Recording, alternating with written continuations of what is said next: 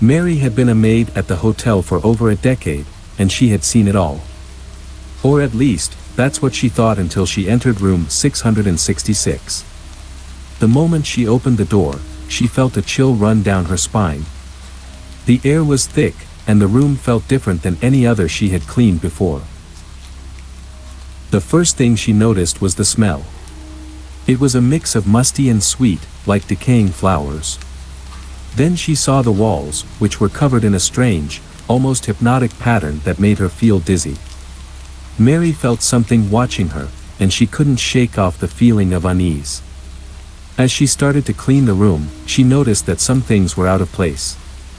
The sheets on the bed were wrinkled and stained with what looked like blood, and the furniture was covered in a thick layer of dust. Mary couldn't help but wonder if anyone had stayed in the room recently. As she was about to leave, Mary heard a strange noise. It was a faint whisper that seemed to be coming from nowhere. She tried to ignore it, but it kept getting louder and louder until it became a scream. Mary froze in fear, unable to move or scream. Then, as suddenly as it had started, the noise stopped. Mary gathered her courage and quickly finished cleaning the room, eager to leave as soon as possible. As she was about to exit, she heard a voice behind her. "Mary," the voice said. Mary turned around, but there was no one there. She shrugged it off and continued on her way, but she couldn't shake off the feeling that something was following her.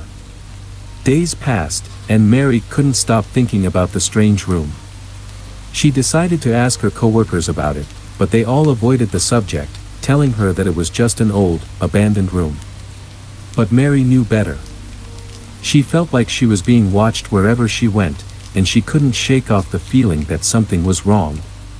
One night, Mary was working late, cleaning the lobby when she saw a figure in the shadows. It was tall and menacing, and Mary could feel its eyes piercing through her. She tried to run, but her legs wouldn't move. The figure approached her slowly, and as it got closer, Mary realized it was the same pattern from room 666. Suddenly, the figure disappeared, and Mary was left alone, shaking and terrified. She knew she had to leave the hotel, but she couldn't quit her job. She needed the money. So, she decided to face her fears and confront whatever was haunting her. Mary returned to room 666, armed with a cross and a Bible. She stood in front of the door, reciting prayers, and waiting for a sign. But nothing happened. She took a deep breath and opened the door. The room was empty, just as she had left it. As Mary was about to leave, she felt a cold breeze brush past her. She turned around and saw the figure again, standing in the middle of the room. This time, it was closer, and Mary could see its eyes. They were black, devoid of any emotion or soul. The figure spoke, its voice raspy and cold. "You should have left while you had the chance," it said.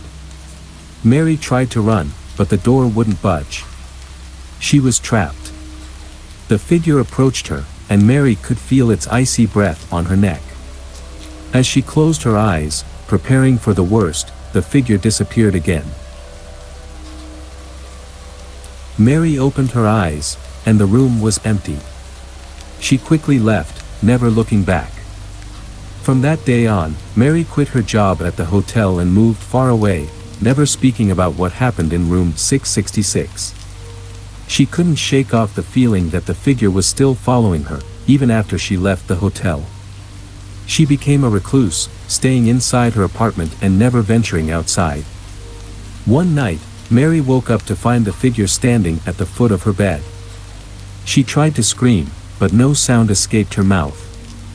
The figure approached her slowly, and Mary could see its eyes again. They were still black, still devoid of any emotion. "I told you, you should have left while you had the chance," the figure said. Mary closed her eyes, waiting for the worst. But when she opened them again, the figure was gone. Mary knew she couldn't go on living like this, in fear of something that may or may not exist. She packed her bags and decided to leave the city, hoping to leave her fears behind. As she was leaving her apartment, Mary saw a note on her doorstep. It was written in the same hypnotic pattern as the walls of room 666. Mary's heart skipped a beat as she read the note. "Mary, you can run, but you can't hide. I will always be with you." Mary knew then that she would never be able to escape her fears. She got into her car and drove away, looking back one last time. She could have sworn she saw the figure standing in the distance, watching her go. Mary never returned to the hotel, and the room remained abandoned, a place of fear and terror for all those who dared to enter. And the figure continued to haunt Mary, always watching, always waiting for its chance to strike.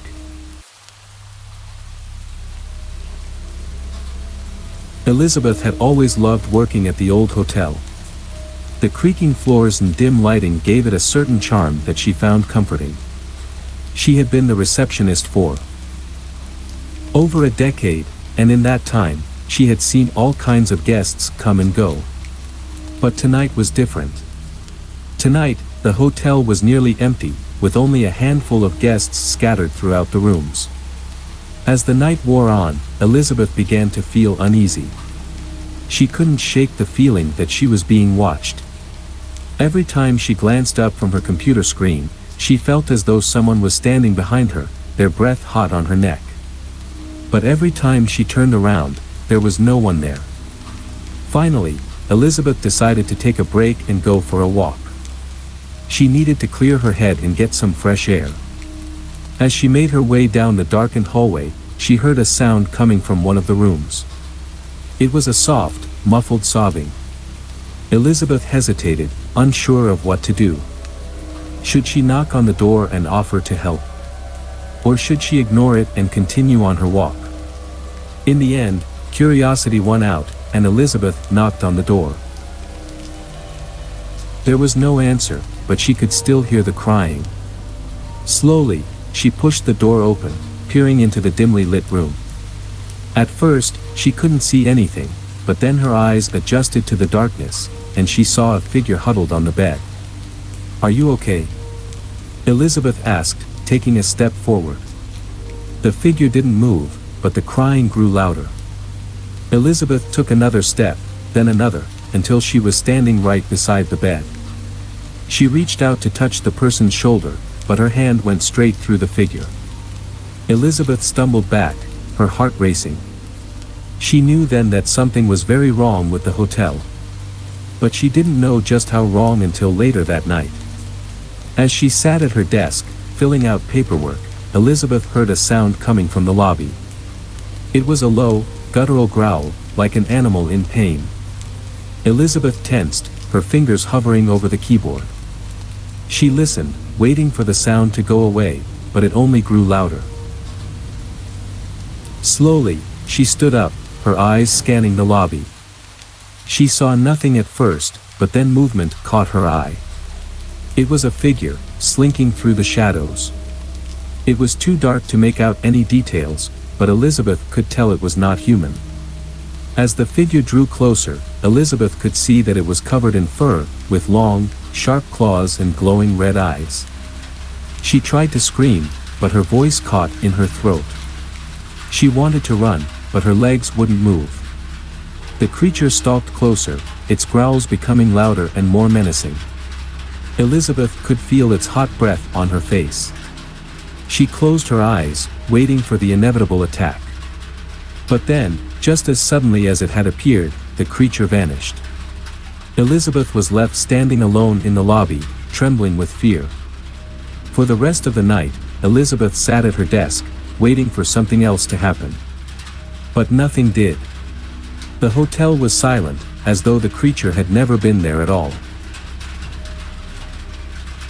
As the sun rose and the first light of day filtered through the windows, Elizabeth breathed a sigh of relief. She had made it through the night, but she knew she could never go back to the hotel again. As she gathered her things and headed for the door, Elizabeth heard a sound behind her. It was a soft, mournful sigh, like a ghostly whisper. She turned around, but there was no one there. Suddenly, Elizabeth felt a cold breeze blow past her, even though the door was closed. She shivered and hurried out of the hotel, not looking back. She never returned to work there again. Months later, Elizabeth received a call from the police. They had found the body of a man in one of the hotel rooms. He had been brutally attacked, torn apart by some kind of animal. The police had no leads, no suspects, and no explanation for what had happened. Elizabeth was horrified by the news. She knew then that the creature she had seen that night was responsible for the man's death. She wondered how many other victims the creature had claimed over the years. As the days passed, Elizabeth began to feel as though she was being watched once again. She could feel the creature's presence in the shadows, lurking just out of sight. She knew that it was only a matter of time before it came for her. One night, as Elizabeth was walking home from work, she heard the creature's growls once again. She quickened her pace, hoping to outrun it. But it was no use. The creature was too fast, too powerful. Just as she thought it was about to pounce, a figure stepped out of the shadows. It was an old man, dressed in tattered robes. He held a staff in one hand and a silver amulet in the other. "Be gone, demon," the old man shouted, holding up the amulet. To Elizabeth's amazement, the creature snarled and backed away. It slunk off into the darkness, disappearing from sight. The old man turned to Elizabeth, his eyes gleaming with an otherworldly light. "You're safe now," he said, his voice soft and kind. Elizabeth stared at him, unsure of what to say. She didn't know who he was or where he had come from, but she was grateful for his help. As the old man disappeared back into the shadows, Elizabeth realized that the hotel was cursed. It was haunted by dark forces that no one could explain. And she knew that she would never be the same again. From that day forward, she would always be on the lookout for the things that go bump in the night.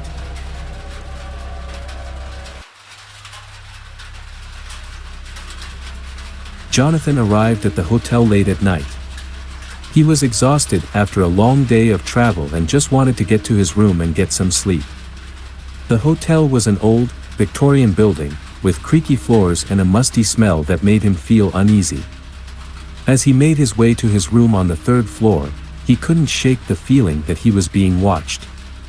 He kept turning around, but there was no one there. When he finally reached his room, he felt a sense of relief wash over him. But as he opened the door, he noticed something strange. The room was filled with old, antique furniture that looked like it hadn't been touched in years. The bed was covered in a thick layer of dust, and the curtains were frayed and moth-eaten. Jonathan felt a chill run down his spine as he realized that he was the only guest on this floor. He tried to brush off the feeling of unease and went to bed, hoping that he could get some rest before his meeting the next day. But as he lay in bed, he heard strange noises coming from the room next door. It sounded like someone was shuffling around, moving furniture and knocking things over. He got out of bed and put his ear to the wall, trying to make out what was happening on the other side. As he listened, the noises grew louder and more intense. It sounded like someone was in a rage, tearing the room apart. Jonathan tried to ignore it and go back to sleep, but the noise was too much to bear. He decided to call the front desk and ask them to check on the room next door. But when he picked up the phone, there was no dial tone. He tried to call again, but it was the same result. He realized that the phone was dead. Jonathan started to feel a sense of panic rising in his chest. He was alone, with no way to call for help if something went wrong. He decided to go down to the front desk himself and tell them what was happening. As he made his way to the elevator, he heard footsteps behind him. He turned around, but there was no one there. He started to walk faster, but the footsteps grew louder and closer. He broke into a run, but it felt like he was running in slow motion. The footsteps were right behind him, getting closer and closer. He finally made it to the elevator and hit the button repeatedly, but it wouldn't come. The footsteps were getting louder and more intense. Jonathan was sure that whoever was behind him was going to catch him any moment now. But then, just as suddenly as they had appeared, the footsteps stopped. Jonathan looked around, but there was no one there. He felt a cold breath on his neck, and then everything went black. When he woke up, he was lying on the floor of the hotel lobby. He looked around, confused and disoriented. The front desk clerk was staring at him with a mixture of concern and fear. "What happened?" Jonathan asked, trying to sit up. "You were found unconscious in the elevator," the clerk said. "We don't know how long you were there. Did you have a nightmare or something?" Jonathan shook his head, trying to clear the fog from his mind. He couldn't remember anything after the footsteps stopped. He decided to go back up to his room and get some rest. But as he got in the elevator, he noticed that it was covered in dust, like it hadn't been used in years. When he got to his floor, he saw that the room next door was empty. There was no sign of anyone ever having been there. Jonathan realized then that he had experienced something truly terrifying. He had come face to face with a presence from beyond the grave. The old, haunted hotel had claimed another victim, and he was lucky to have survived. As he got into his bed, Jonathan couldn't shake the feeling that he was being watched. He tried to close his eyes and go to sleep, but the eerie silence of the hotel made it impossible. Suddenly, he heard a voice whispering in his ear, "You should have never come here." He turned around, but there was no one there. The room was filled with an icy chill, and he could feel the hair on the back of his neck stand up. He tried to scream, but no sound came out. In that moment, Jonathan realized that he was not alone in the room. He was sharing it with a malevolent entity that was determined to drive him out of the hotel, or worse. The last thing he saw was a dark figure looming over him, with a sinister smile on its face. Jonathan closed his eyes, hoping that it was just a nightmare and that he would wake up soon. But he never did. The hotel staff found his lifeless body in the morning, still lying in the same position in which he had fallen asleep. There were no signs of foul play, but everyone who saw the body knew that something sinister had happened to Jonathan. The hotel was shut down soon after, and it remained abandoned for years. But those who dared to venture inside claimed to hear strange noises and see ghostly apparitions wandering the halls. And the legend of the haunted hotel with the malevolent spirit that claimed the life of a young man named Jonathan lived on, as a warning to all who would dare to visit the place.